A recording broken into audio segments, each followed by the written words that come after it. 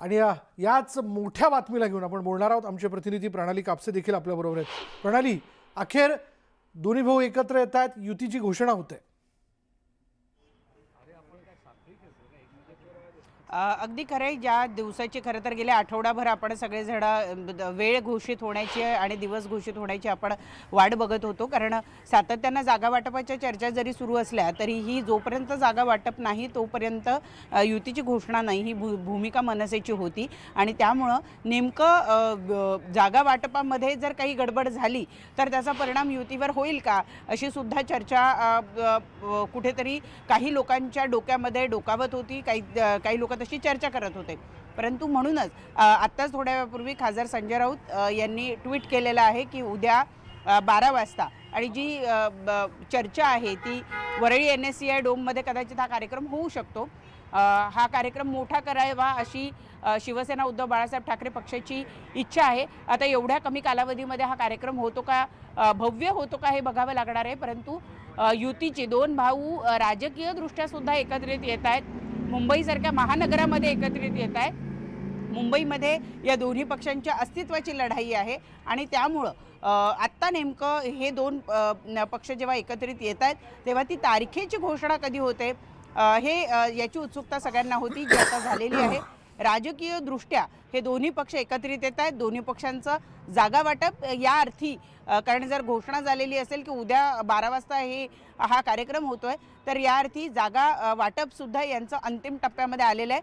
अजूनही संदीप देशपांडे जे मुंबईचे शहर अध्यक्ष आहेत ते म्हणतायत की काही जागांवर अजूनही घासाघीस सुरू आहे. तर काही जणांचं असं सुद्धा म्हणणं आहे की नाही, जागा वाटप पूर्ण झालेलं आहे, शेवटचं जे काही आपण फिनिशिंग म्हणतो ते सध्या सुरू आहे. त्यामुळं नेमकं आता काय होतंय हे बघणं महत्त्वाचं ठरणार आहे. अजूनही दिंडोशी असेल, त्याचबरोबर विक्रोळी, भांडूप या ज्या जागा आहे, शिवडी या जागांवर अजूनही चर्चा सुरू आहे. यातल्या एखाद दुसरा वॉर्ड जो आहे हा अडकलेला आहे. सगळेच्या सगळे पूर्ण विधानसभा अडकलेल्या नाही आहे, परंतु एक एक जागा ज्या आहेत तिथल्या अडकलेल्या आहेत. त्यामुळे अजूनही 5 ते 6 वॉर्ड असे आहेत ज्या वॉर्ड्सना घेऊन वाद आहेत. अजूनही त्याच्यावर चर्चा सुरू आहे अशी सूत्रांची माहिती मिळते. परंतु उद्या जर दुपारी घोषणा होणार असेल तर हे वॉर्ड चर्चेमध्ये ठेवून उर्वरित वॉर्डच्या संदर्भातला निर्णय ज्यांचा झालेला आहे त्याची घोषणा करून त्यांच्या इच्छुक उमेदवारांना हळूहळू छुप्या पद्धतीनं का असेना परंतु एबी फॉर्म द्यायला सुरुवात करायची असं या दोन्ही पक्षांनी ठरवलेलं दिसतंय. मी जरा तुला थांबवतोय. भाजप अध्यक्ष अमित साटम बोलतात, तिथे जाऊयात थेट.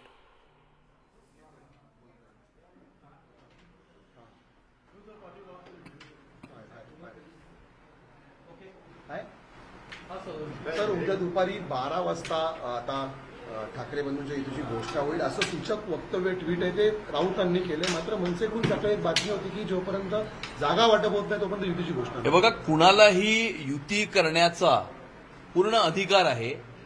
कुणीही एकत्र येऊ शकतं, कुणीही वेगळं जाऊ शकतं. परंतु मुंबई महानगरपालिकेच्या निवडणुकीच्या दृष्टिकोनातून हे महत्वाचं नाहीये. मामूंची टोळी एकत्र आली त्याने मुंबईच्या महानगरपालिकेच्या निवडणुकीवर काही परिणाम होणार नाही. आताच आपण बघितलं की उबाटाच्या एका नगरसेविकेने भारतीय जनता पक्षामध्ये प्रवेश केला. हे मामूंच्या नादी लागल्यामुळे यांची महाराष्ट्रामध्ये जी दारुण अवस्था झालेली आहे त्याच्यामुळे आता उरले सुरलेले सुद्धा त्यांचा पक्ष सोडून भारतीय जनता पक्षामध्ये हिंदुत्वासाठी प्रवेश करताना आपल्याला दिसत आहेत. आणि त्यामुळे मामूंची टोळी एकत्र आल्यामुळे मुंबई महानगरपालिकेच्या निवडणुकीवर कोणताही परिणाम हा होणार नाही. पाकिस्तान जिंदाबादच्या घोषणा देणाऱ्या रशीद मामूला यांनी पक्षामध्ये प्रवेश दिल्यानंतर त्यांच्या पक्षातले सगळे हिंदुत्ववादी, हिंदुत्वाला मानणारे हे त्यांचा पक्ष सोडून जात आहे. तर सर, ज्या प्रकारे दावा ठाकरे गटाकडून केला जातो की मराठी माणूस आहे तो ठाकरे बंधूंच्या पाठीशी उभा राहील, काय एकंदरीत वाटतं? मराठी माणूस हा पूर्णपणे भारतीय जनता पक्षाच्या पाठीशी उभा आहे. कारण मराठी माणसाला हे चांगलं माहिती आहे की गेल्या 11 वर्षामध्ये या मुंबई शहराचा विकास कोणी केला, या मुंबईकरांचा विकास कोणी केला. मराठी भाषेला अभिजात भाषेचा दर्जा पंतप्रधान नरेंद्र मोदीजींच्याच सरकारने प्राप्त करून दिला. आणि बीडीडी चाळीमध्ये 160 फुटाच्या घरामध्ये राहणाऱ्या मराठी माणसाला 560 फुटाचं घर हे देवेंद्रजींच्या सरकारने मिळवून दिलं. आणि त्यामुळे मराठी माणसाला मुंबईकरांचा आणि मराठी माणसाचा विकास गेल्या 11 वर्षामध्ये कोणी केला हे खूप चांगलं माहिती असल्यामुळे मराठी माणूस हा खंबीरपणे भारतीय जनता पार्टी आणि महायुतीला आपला आशीर्वाद देताना दिसत आहे. मनसेचे नेते सातत्याने ही निवडणूक भावनिक करण्याचा प्रयत्न करत आहेत. याआधी लोकसभेमध्ये सुद्धा अशाच प्रकारे भावनेच्या भरामध्ये कुठेतरी महायुतीला फटका बसला होता. महापालिकेत सुद्धा फटका बसला वाटतं. माझी सर्वांनाही विनंती राहील की ज्यांनी ज्यांनी मुंबईच्या महानगरपालिकेमध्ये 25 वर्ष राज्य केलं त्यांनी 25 वर्षामध्ये मुंबईकरांसाठी आणि मराठी माणसासाठी केलेलं एक काम दाखवावं. आम्ही गेल्या 11 वर्षामध्ये केलेली 10 कामं दाखवतो. गेल्या 25 वर्षामध्ये मुंबईच्या महानगरपालिकेमध्ये बसून काही काम केलेलं दाखवायला नाही, किमान भविष्यामध्ये काय कराल हे तरी सांगावं. भावनिक मुद्दे सोडून दुसरा कुठला मुद्दा यांच्याकडे नाही, परंतु मुंबईकरांना यांचं सत्य जे आहे ते कळलेलं आहे आणि त्यामुळे मुंबईकर महायुतीच्या पाठीशी खंबीरपणे पाठिंबा देताना दिसत आहेत. टाटा मुंबई भाजप अध्यक्ष यांनी या होणाऱ्या युतीबद्दलची आपली प्रतिक्रिया व्यक्त केलेली आहे. जाणार आहोत आमचे प्रतिनिधी सुमित सावंत यांच्याकडे. सुमित, आत्ता या क्षणाला मातोश्रीवरती काय घडामोडी घडतात त्याबद्दलच्या बातम्या आपल्यापर्यंत पोहोचवत आहेत. सुमित, खरं तर प्रॅक्टिकल यामध्ये लक्षात घेतलं पाहिजे की या दोन्ही भावांनी एकत्र येण्याचा काय परिणाम हा मुंबई महापालिका निवडणुकीवरती होऊ शकतो? विभाजन टाळण्यासाठी असं म्हटलं जातंय किंवा मराठीसाठी दोन्ही भाऊ एकत्र येतात असं ते म्हणतात. गेल्या काही दिवसांपासून सातत्यानं युतीची घोषणा कधी होणार, युती होणार की नाही होणार, कुठे नेमकं अडलेलं आहे किंवा अंतिम टप्प्यात येऊन ते फिसकटणार आहे का असं म्हटलं जात होतं. पण मुहूर्त अखेर ठरलेला आहे. मुहूर्त उद्या दुपारी 12चा आहे आणि त्याची माहिती संजय राऊतांनी दिली आहे. संजय राऊतांनी हे ट्विट केलंय आणि त्यात त्यांनी म्हटलंय उद्या दुपारी 12 वाजता. आणि खाली हा फोटो आहे ज्याच्यावरती राज ठाकरे आणि उद्धव ठाकरे आहेत. एकमेकांना शुभेच्छा देणारा हा सगळा फोटो आहे. आता उद्या 12 वाजता युतीची घोषणा होईल आणि त्याच सगळ्या संदर्भातली तयारी ही गेल्या काही दिवसांपासून सुरू होती. अंतिम टप्प्यातली युतीची तयारी देखील झालेली आहे. जागा वाटपाचा तिढा जसं माझ्या सहकाऱ्यांनी थोड्या वेळापूर्वी सांगितलं काही ठिकाणी आहे, तर तो तिढा असा आहे की दोन्ही पक्षांनी एकमेकांना जागा दिलेल्या आहेत. अंतर्गत पक्षांतर्गत काही वाद आहेत, काही ठिकाणी उमेदवारीवरून वाद आहेत किंवा कोणाला जागा हवी होती पण ती आता दुसऱ्या पक्षाला सुटली आहे. त्यामुळे आता नेते मंडळी आपापल्या पक्षातल्या लोकांची समजूत काढतील किंवा मग एकमेकांना जागांचं पुन्हा एकदा वाटप करताना किंवा झालेल्या वाटपाच्या जागांमध्ये एकमेकांना ही जागा तुम्ही घ्या ही मला द्या, बार्टर सिस्टीम कदाचित होऊ शकते. तो भाग वेगळा आहे. दुसऱ्या बाजूला मुंबईमध्ये याचा परिणाम आता किती होणार आहे तर एवढ्या वर्षांमध्ये राज ठाकरे जेव्हापासून शिवसेना त्यांनी सोडली आणि ते मनसेत गेले आणि त्यानंतर ते पहिल्यांदा उद्धव ठाकरे यांच्यासोबत युती करतात. त्यामुळे याचं गणित लिटमस टेस्ट याआधी कधीच झालेली नव्हती, ती कदाचित आता पहिल्यांदा होईल. परिणाम काय होईल हे पाहणं महत्वाचं असेलच. दुसऱ्या बाजूला मुस्लिम मतदार किती त्यांना पाठिंबा देतील ठाकरेंना हाही दुसरा प्रश्न आहे. आता जर काँग्रेस वेगळी लढतीये, काँग्रेसनं जर वेगळी लढण्याची भूमिका घेतली आहे तर भविष्यामध्ये जर का कदाचित शिवसेनेला गरज पडली किंवा उद्धव ठाकरेंना गरज पडली मतांची जर जुळवाजुळवी करायची असेल, बेरीज करायची असेल महापौर बसवण्यासाठी, त्यावेळेला कदाचित मग काँग्रेसलाही सोबत घेतलं जाऊ शकतं. तो भाग आणखी वेगळा आहे. त्यामुळे मतांचं गणित टाळण्यासाठी युत्या आघाड्या वेगवेगळ्या होत आहेत. पण ठाकरेंनी आता ही युती घोषित करण्यासाठी उद्याची वेळ ठरवली आहे. उद्या 12 वाजता युती घोषित होईल आणि त्यानंतर उमेदवारी देखील ज्या ज्या लोकांना उमेदवारी द्यायची आहे त्यांची देखील उद्याचीच घोषणा होईल. उद्यापासूनच फॉर्म द्यायला एबी फॉर्म द्यायला सुरुवात होणार आहे. धन्यवाद सुमित या आत्तापर्यंतच्या सगळ्या माहितीबद्दल. त्यामुळे उद्या अखेर 12 वाजता म्हणजे संजय राऊतांनी या संदर्भातलं ट्विट केलेलं आहे. त्यांनी म्हटलंय उद्या 12 वाजता म्हणजेच उद्या 12 वाजता युतीची घोषणा, उद्धव ठाकरे आणि राज ठाकरे राजकीयदृष्ट्या एकत्र आल्याबद्दलची घोषणा जी आहे ती उद्या केलीच जाईल.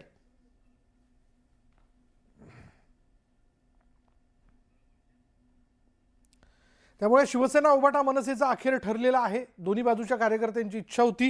गेल्या 8 दिवसापासून महापालिकेच्या निवडणुकांची घोषणा झाल्यानंतर राजकीय वर्तुळात हीच चर्चा होती की यांच्या युतीबद्दलची घोषणा कधी केली जाते. कारण या सगळ्याच्यात आपण पाहिलं तर काँग्रेस मात्र राज ठाकरेंना महाविकास आघाडीत घेण्याच्या विषयाला घेऊन सहमत नव्हतं आणि काँग्रेसने आधीच याबद्दल स्वबळाची घोषणा केलेली आहे.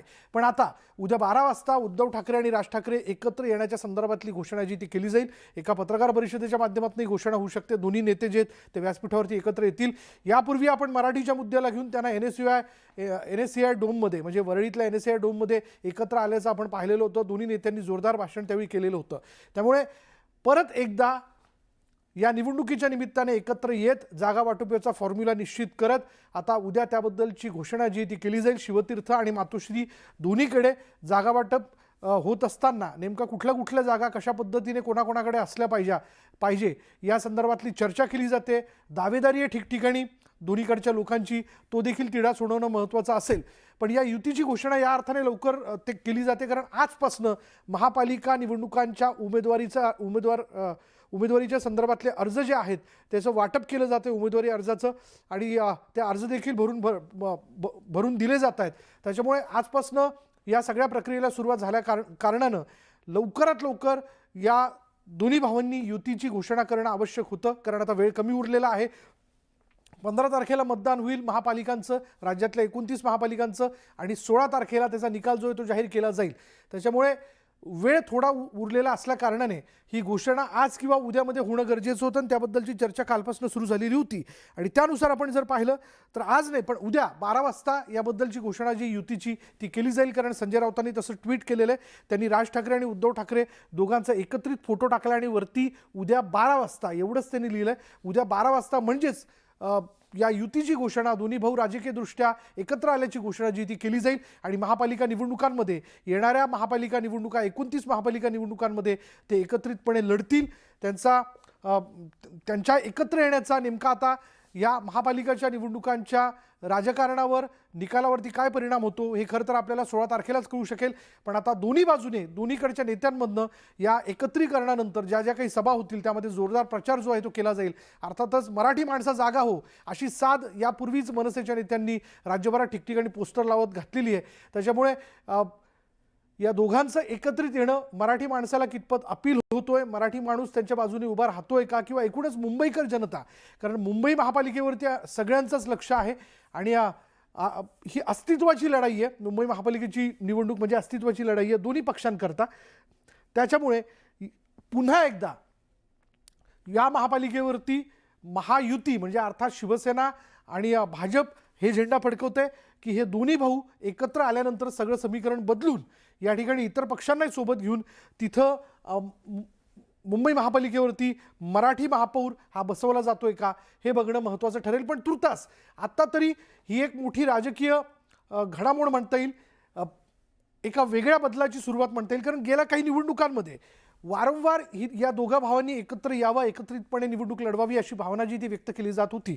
काही वेळेला एक पाऊल राज ठाकरेंनी देखील पुढे टाकलेलं होतं. पुलाखालनं बरंच पाणी आता वाहून गेलेलं आहे. अर्थात त्या तक्रारींवरती बोलण्यात अर्थ नाही किंवा त्या घडलेल्या घडामोडींवरती बोलण्यात अर्थ नाही, पण एक पाऊल पुढे टाकत त्यांनी टाळीसाठी हात पुढे केलेला होता. पण तो मात्र उद्धव ठाकरेंकडनं देण्यात आलेली नव्हती टाळी, आणि या विषयाला घेऊन मोठी टीका देखील झालेली होती. पण आता अखेर गेल्या वेळी मराठीच्या मुद्द्याला घेऊन दोन्ही भाऊ NSCI डोममध्ये एकाच व्यासपीठावरती एकत्र आल्याचं आपण बघितलं, आणि तेव्हाच खरं तर या एकत्रीकरणाची ही नांदी आहे का असं देखील म्हटलं गेलं, ही सुरुवात आहे का अशी देखील एक चर्चा सुरू झाली. आणि त्यामुळे त्यानंतरच्या एकत्रीकरणानंतर वारंवार काही कौटुंबिक कार्यक्रमाच्या निमित्ताने एकत्र येणं असेल, राज ठाकरेंकडे उद्धव ठाकरेंनी गणपतीच्या निमित्ताने दर्शनाकरता जाणं असेल, किंवा उद्धव ठाकरेंच्या वाढदिवसाच्या निमित्ताने मातोश्रीवरती शुभेच्छा देण्याकरता राज ठाकरेंनी जाणं असेल, अशा सगळ्या घडामोडी आपण घडताना बघितल्या. गेल्या 2-3 आठवड्यांमध्ये तर लग्न सोहळ्याच्या निमित्ताने देखील दोन्ही भाऊ आपल्याला एकाच ठिकाणी एकत्र आल्याचं बघायला मिळालं होतं. एकत्रित येऊन अगदी छानपैकी सगळं कुटुंब बसून चर्चा संवाद देखील रंगलेला आपण पाहिला. पण आता याचं राजकीय एकत्रीकरणात केव्हा रूपांतर होतंय याकडे सगळ्यांचं लक्ष लागलेलं होतं, आणि याबद्दल दोन्हीकडच्या कार्यकर्त्यांमध्ये मोठी चर्चा होती. दोन्हीकडच्या कार्यकर्त्यांची इच्छा होती की दोघांनी एकत्र यावं. अखेर याबद्दलची घोषणा उद्या 12 वाजता केली जाणार आहे.